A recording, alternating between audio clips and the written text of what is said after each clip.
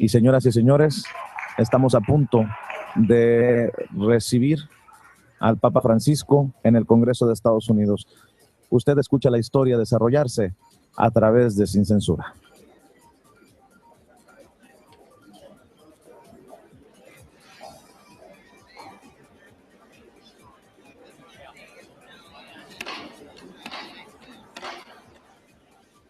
Mr. Speaker, the Pope of the Holy See.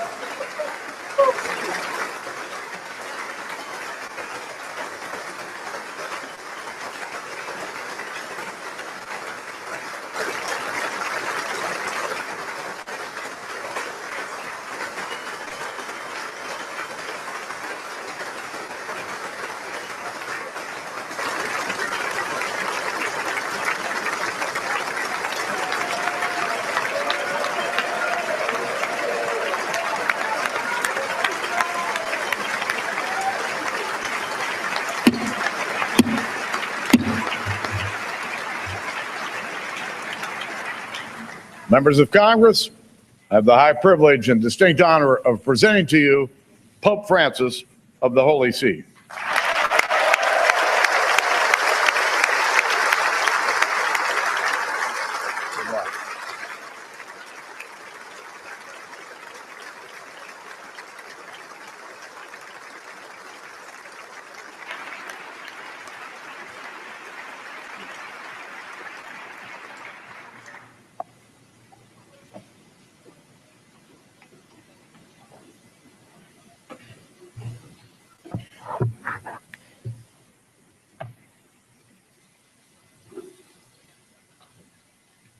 Mr. Vice President, Mr. Speaker,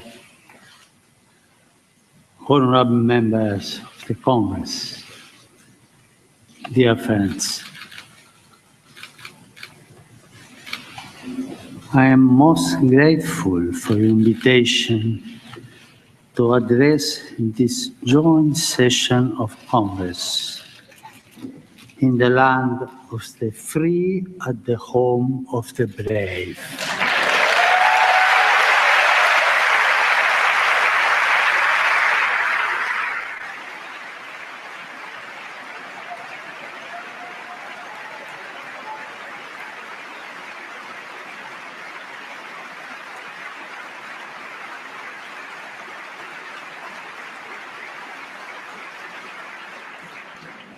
I would like to think that the reason for this is that I too am a son of this great continent from which we have all received so much and toward which we share a common responsibility.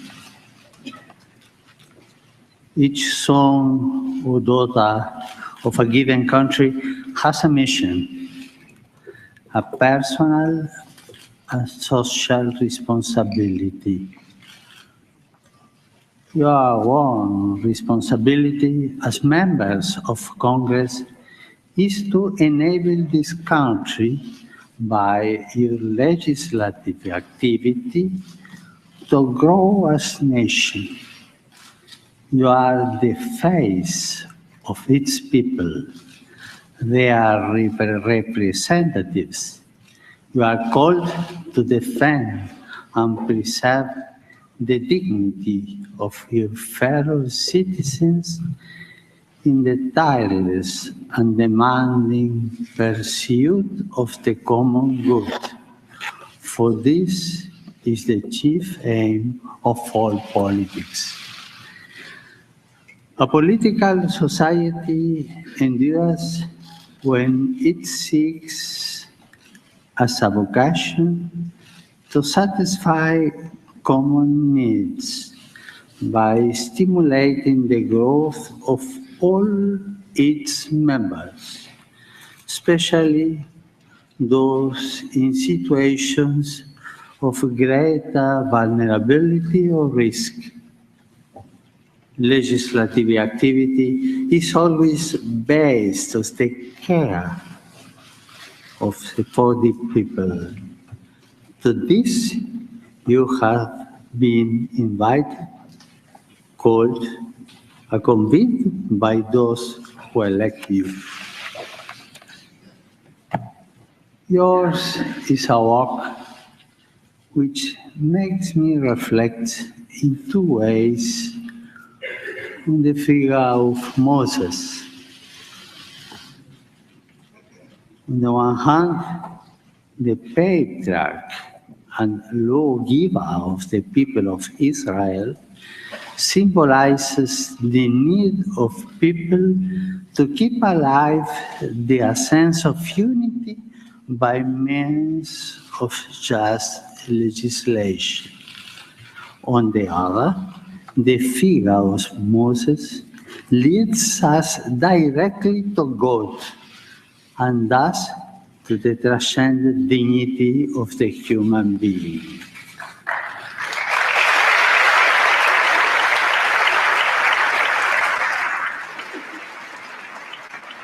Moses provides us with a good synthesis of a work. You are asked to protect, by means of the law, the image and likeness fashioned by God on every human life. Today, I would like not only to address you, but through you, the entire people of the United States. Here, together with the representatives, I would like to take this opportunity to dialogue with the many thousands of men and women who strive each day to do a honest day's work, to bring home the daily bread, to save money, and one step at a time to build a better life for their families. These are men and women who are not concerned simply with paying their taxes, but in their own quiet way, sustain the life of society. They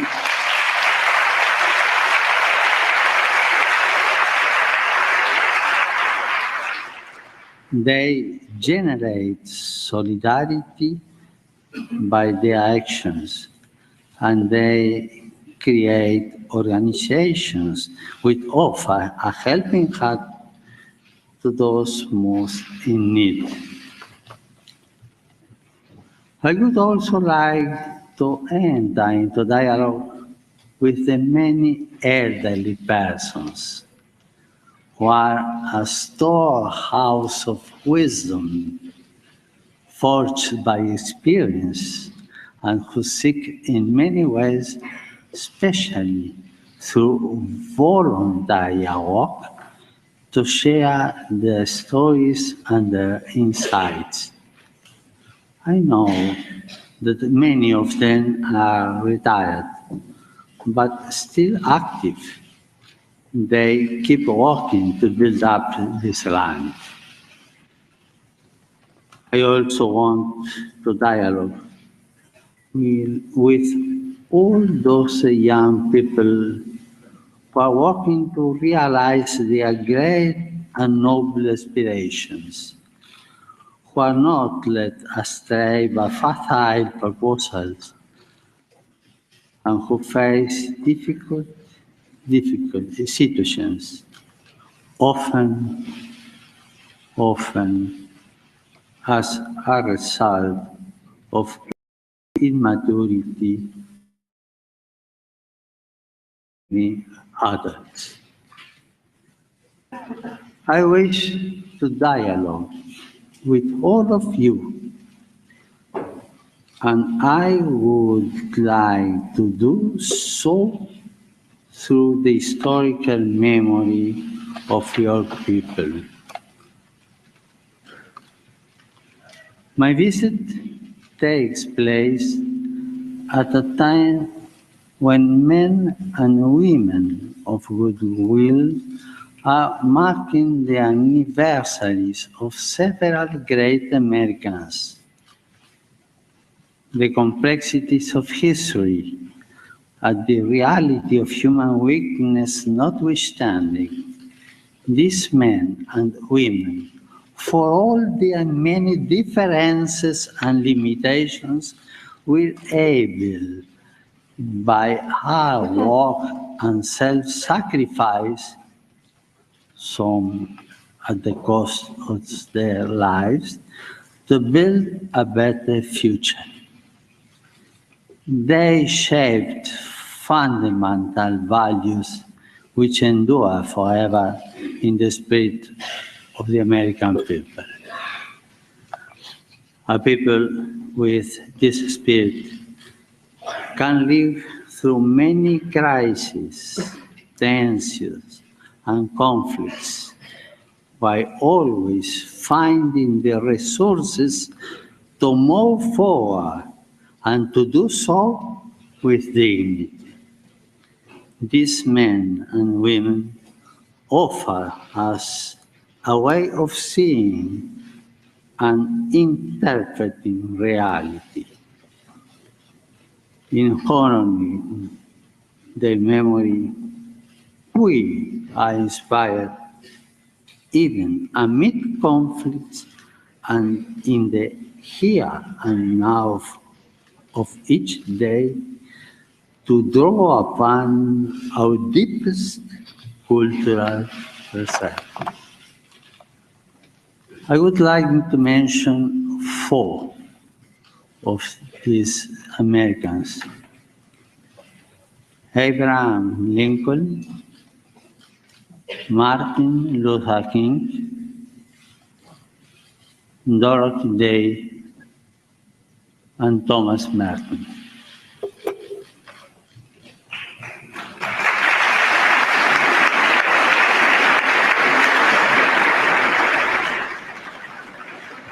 This year marks the 150th anniversary of the assassination of President Abraham Lincoln, the guardian of liberty, who labored tirelessly that this nation under God might have a new birth of freedom. Building a future of freedom requires love of the common good and cooperation in a spirit of subsidiarity and solidarity. All of us are quite aware of and deeply worried by the disturbing social and political situation of the world today. Our world is increasingly a place of violent conflict, hatred, and brutal atrocities, committed even in the name of God and of religion. We know that no religion is immune from forms of individual delusion or ideological extremism. This means that we must be especially attentive to every type of fundamentalism, whether religious or of any other kind.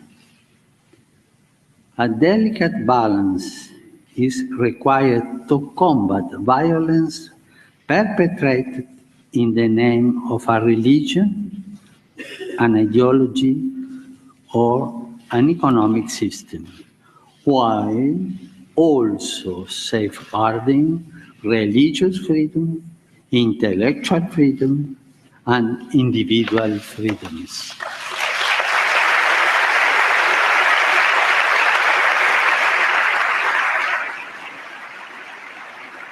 But there is another temptation, which we must especially guard against. The simplistic reductionism, which sees only good or evil, or, if you will, the righteous and sinners. The contemporary world, with its open wounds, which affect so many of our brothers and sisters, demands that we confront every form of polarization, which would divide it into these two camps. We know that in the attempt to be feed of enemy without, we can be tempted to feed the enemy within. To imitate the hatred and violence of tyrants and murderers is the best way to take their place. That is something which you, as people, reject.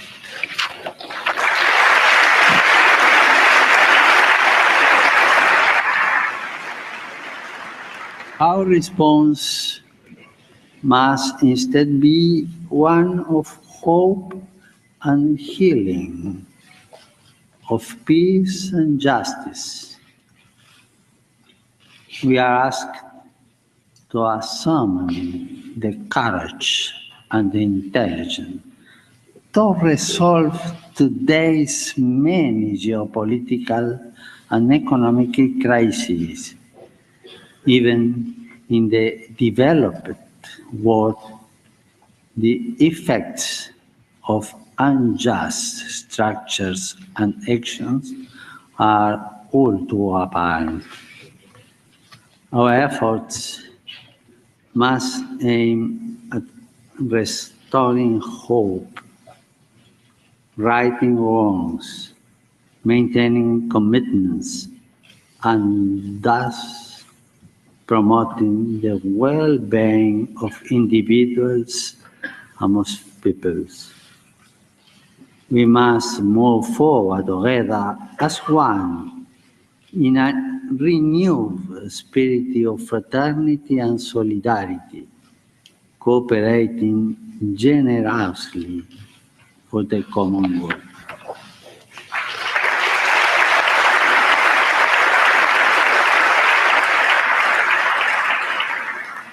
The challenges facing us today call for a renewal of that spirit of cooperation which has accomplished so much good throughout the history of the United States. The complexity, the gravity, and the urgency of these challenges demand that we pool our resources and talents and resolve to support one another with respect for our differences and our convictions of conscience.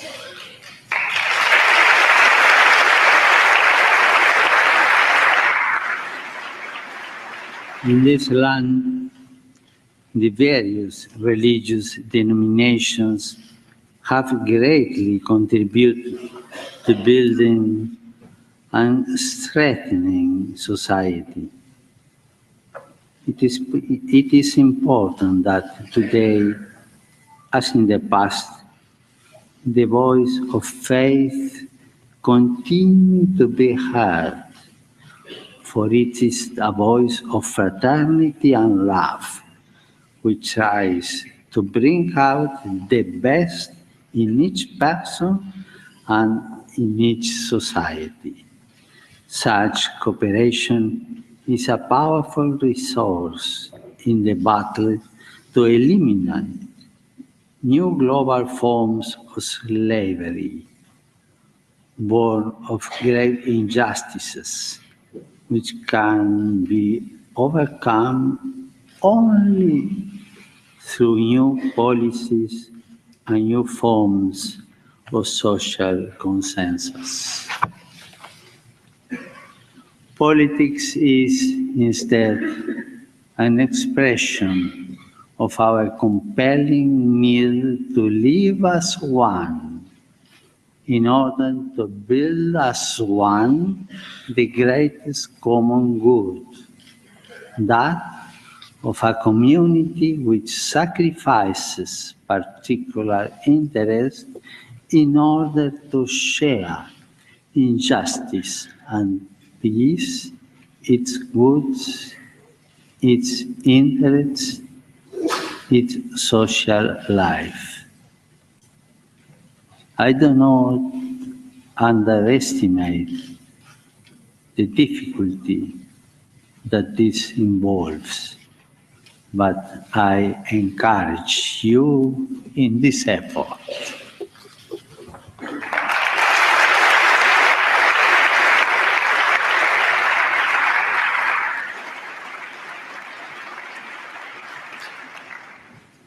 Here too, I think of the march which Martin Luther King led from Selma to Montgomery 50 years ago as part of the campaign to fulfill his dream of full civil and political rights for African Americans.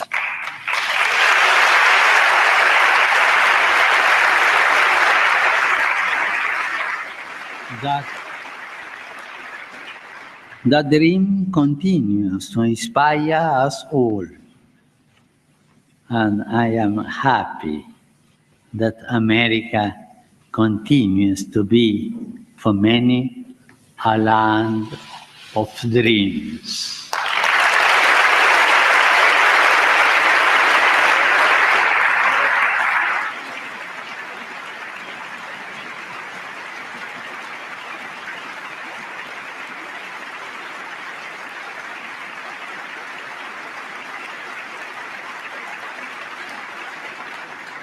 Dreams which lead to action, to participation, to commitment. Dreams which awaken what is deepest and truest in the life of the people. In recent centuries, millions of people came to this land to pursue their dream of building a future in freedom. We, the people of this continent, are not fearful of foreigners, because most of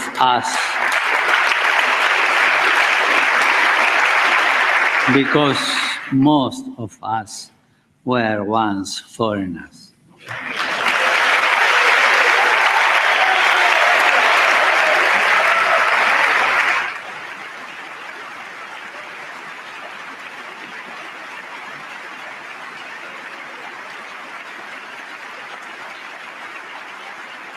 I say this to you as the son of immigrants, knowing that so many of you are also descendants from immigrants.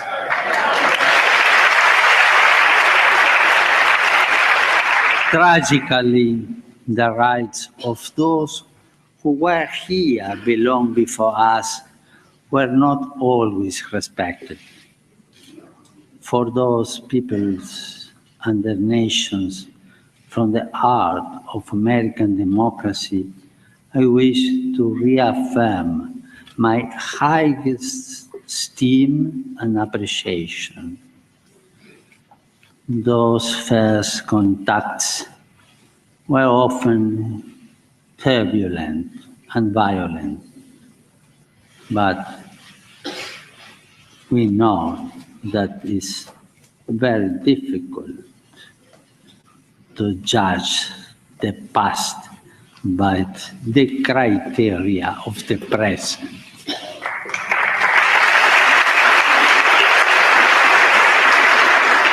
Nonetheless, when the stranger in our midst appeals to us, we must not repeat the sins and the errors of the past.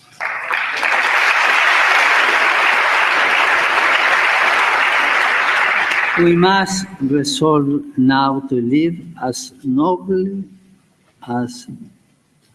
and as justly as possible, as we educate new generations not to turn their back on our neighbors and everything around us. Building a nation calls us to recognize that we must constantly relate to others, rejecting a mindset of hostility in order to adopt one of reciprocal subsidiarity in a constant effort to do our best. I'm confident that we can do this. Our world is facing a refugee crisis of a magnitude known since the Second World War. This presents us with great challenges and many hard decisions. On this continent, thousands of persons are led to travel north in search of a better life for themselves and for their loved ones, in search of greater opportunity. It is not what we want for our own children.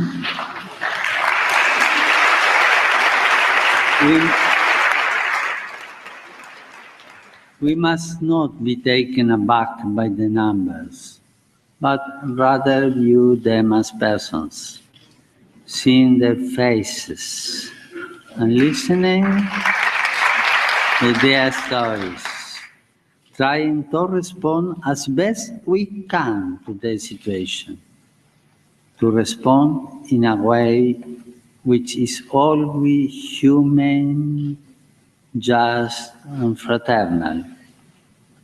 We need to avoid a common temptation nowadays to discard whatever proves troublesome. Let us remember the golden rule.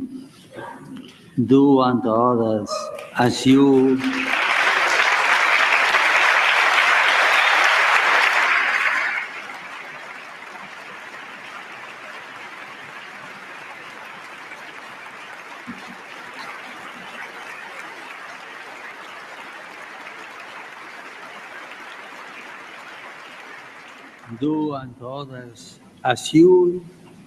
will have them do unto you. This rule points us in a clear direction. Let us treat others with the same passion and compassion with which we want to be treated. Let us seek for others the same possibilities which we seek for ourselves. Let us help others to grow as we would like to be helped ourselves. In a word, if we want security, let us give security. If we want life, let us give life. If we want opportunities, let us provide these opportunities. The yardstick we use for others will be the yardstick which time uses for us.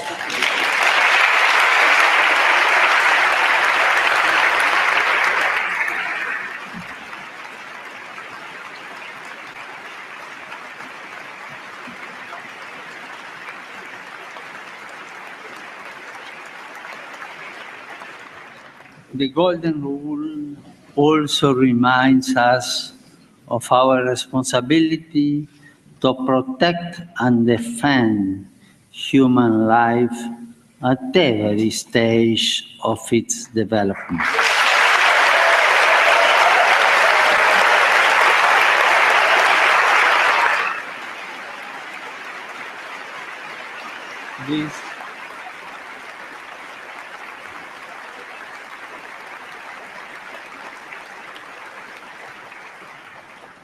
This conviction has led me from the beginning of my ministry to advocate at different levels the global abolition of the death penalty.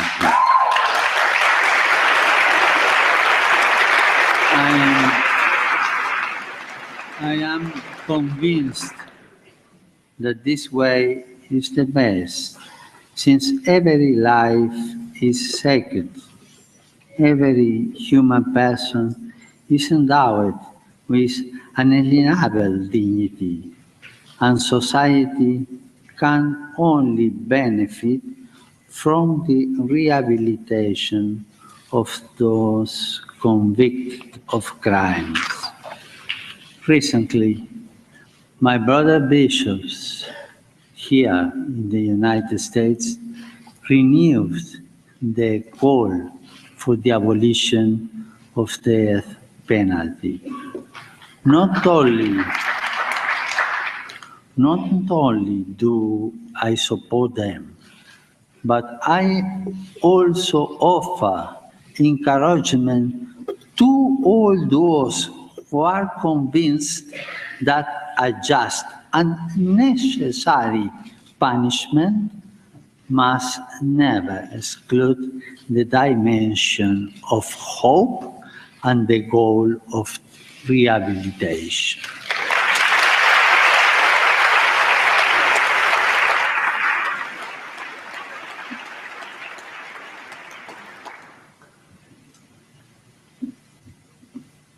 In these times, when social concerns are so important,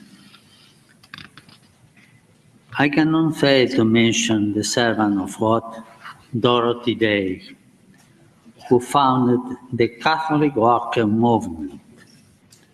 Her social activism, her passion for justice and for the cause of the oppressed were inspired by the gospel, her faith, and the example of the saints.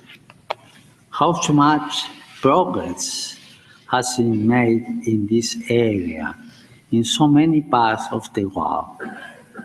How much has been done in these first years of the third millennium to raise people out of extreme poverty?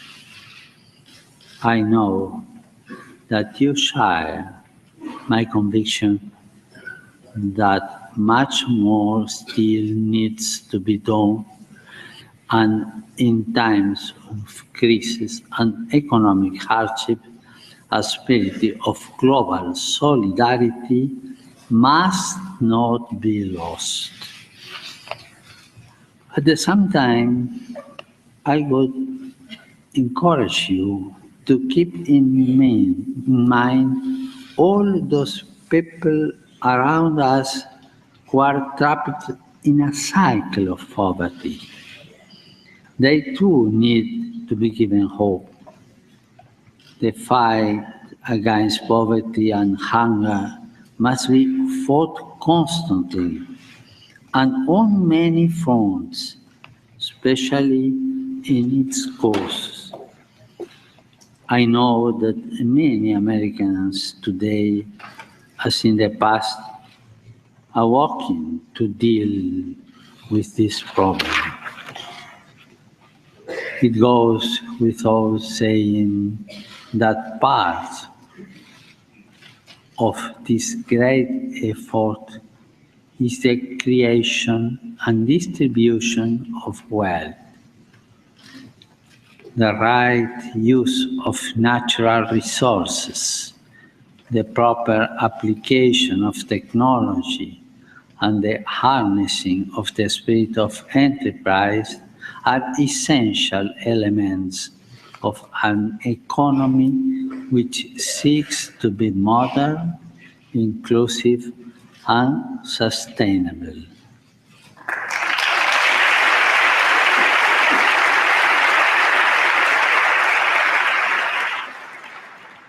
Business is a noble vocation directed to producing wealth and improving the world. It can be a fruitful source of prosperity from the area in which it operates, especially if it sees the creation of jobs as an essential part of its service to the common good.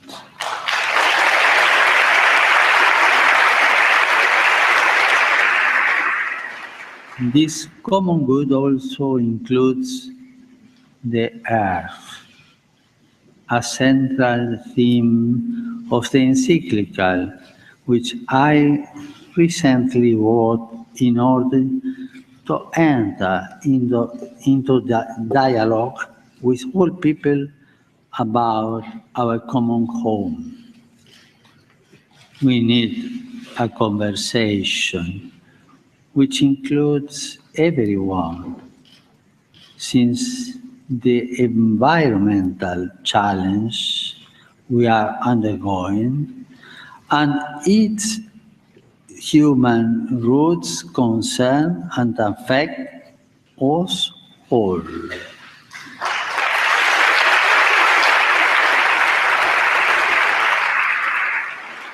In Laudato Si, I call for a courageous and responsible effort to redirect our steps and to avert the most serious effects of the environmental deterioration caused by human activity.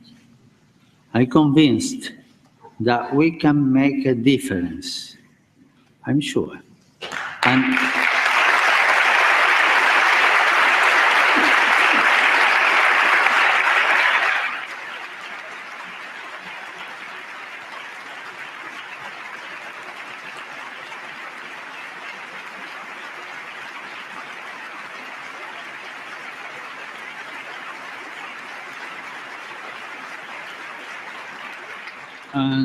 I have no doubt that the United States and this Congress have an important role to play. Now is the time for courageous action and strategies aimed at implementing a culture of care and an integrated approach to combating poverty, restoring dignity to the excluded, and at the same time, protecting nature.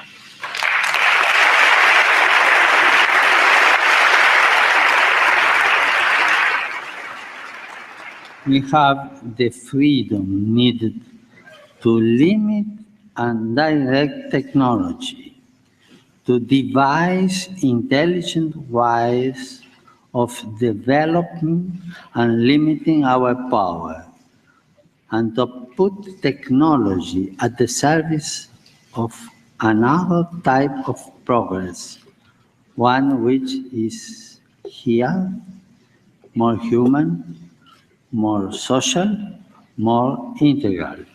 In this regard, I am confident that America's outstanding academic and research institutions can make a vital contribution in the years ahead.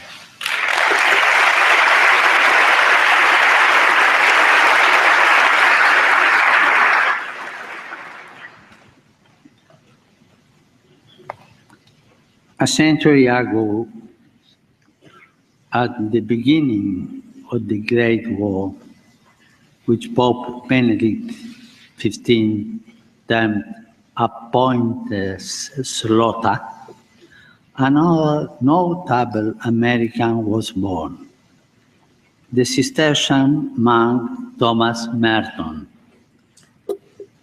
He remains a source of a spiritual inspiration and guide for many people.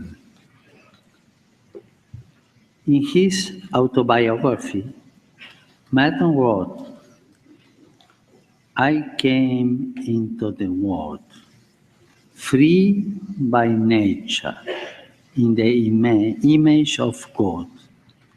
I was, nevertheless, the prisoner of my own violence and my own selfishness, in the image of the world into which I was born. That world was the picture of hell, full of men like myself, loving God and yet hating Him, born to love Him, living instead in fear of hopeless self-contradictory hungers." Merton was, above all, a man of prayer, a thinker who challenged the certitudes of this time and opened new horizons for souls and for the Church. He was also a man of dialogue, a promoter of peace between peoples and religions. From this perspective of dialogue, I would like to recognize the efforts made in recent months to help overcome historic differences linked to painful episodes of the past. It is my duty to build bridges and to help all men and women in any way possible to do the same. When countries which have been at odds resume the path of the dialogue, a dialogue which may have been interrupted for the most legitimate of reasons, new opportunities open up for all.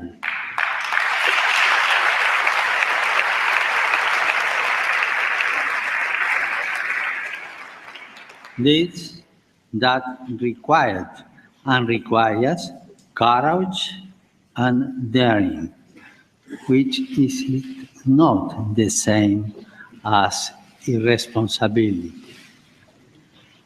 A good political leader is one who, with the interests of all in mind, seizes the moment in a spirit of openness and pragmatism. A good political leader always opts to initiate processes rather than possessing space.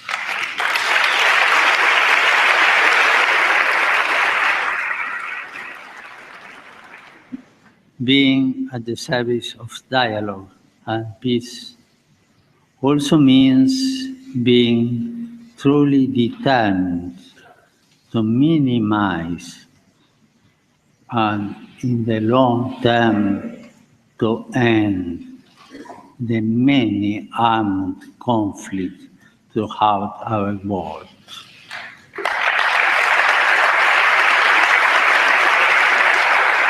Here we have to ask ourselves, why are deadly weapons being sold to those who plan to inflict untold suffering on individuals and society? Sadly, the answer, as we all know, is simply for money. Money that is drenched in blood, often innocent blood. In the face of the shameful and culpable silence, it is our duty to confront the problem and to stop the arms strife.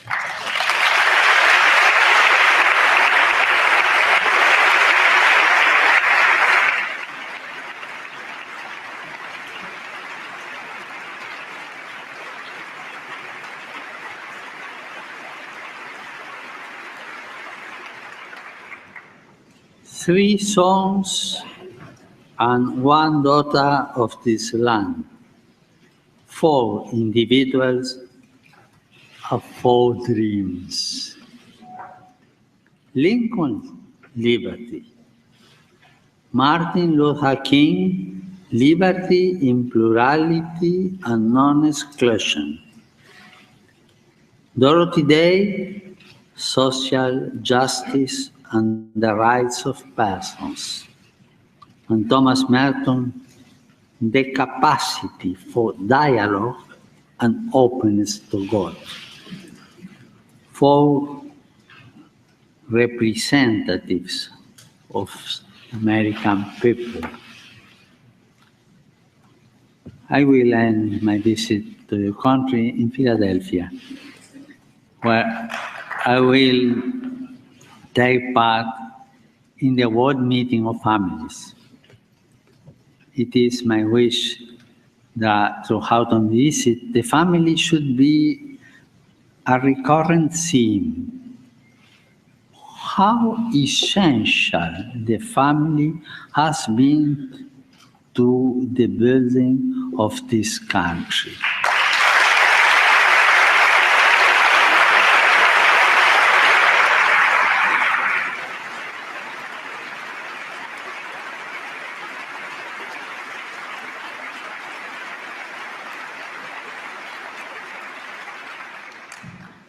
And how worthy it remains for our support and encouragement.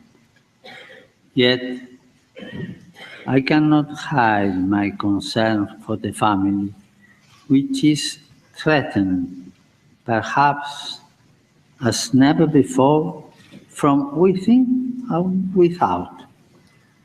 Fundamental relations are being called into question, as is the very basis of marriage and the family. I can only reiterate the importance and, above all, the richness and the beauty of family life.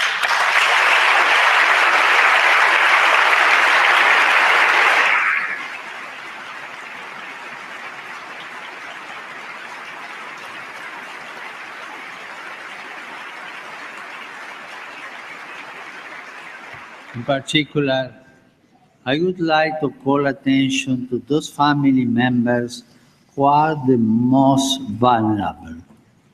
the young. For many of them, a future filled with countless possibilities beckons.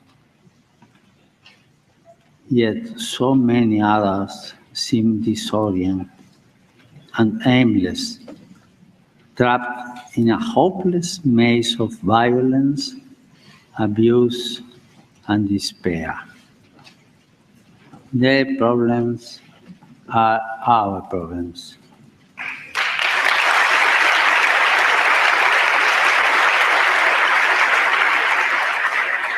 We cannot avoid them. We need to face them together, to talk about them, and to seek effective solutions rather than getting bogged down in discussion.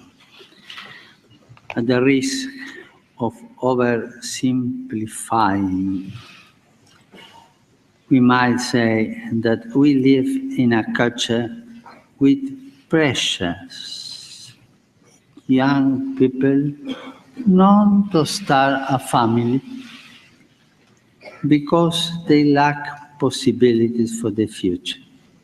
Yet, the same culture presents others with so many options that they too are dissuaded from starting a family.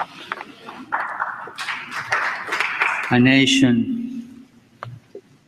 can be considered great when it defends liberty, as Lincoln did, when it fosters a culture which enables people to dream of full rights for all brothers and sisters, as Martin Luther King sought to do, when it strives for justice and the cause of the oppressed, as Dorothy Day did by her tireless work, the fruit of a faith which becomes dialogue and sows peace in the contemplative style of Thomas Merton.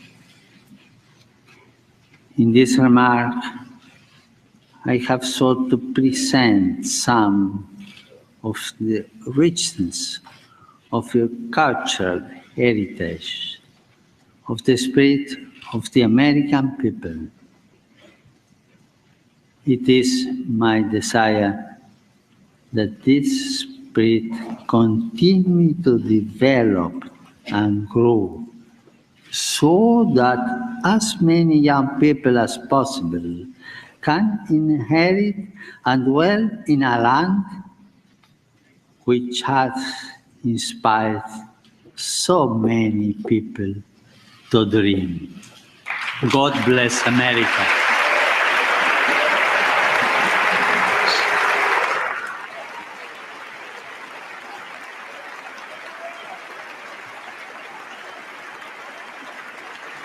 Tengo alrededor de 15 años o más trabajando en los medios, Omar, y no había visto ovaciones similares a las que ha recibido el Papa Francisco hoy en el Congreso.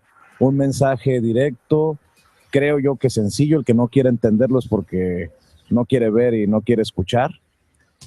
Y bueno, pues hablando de los temas que habíamos ya pronosticado.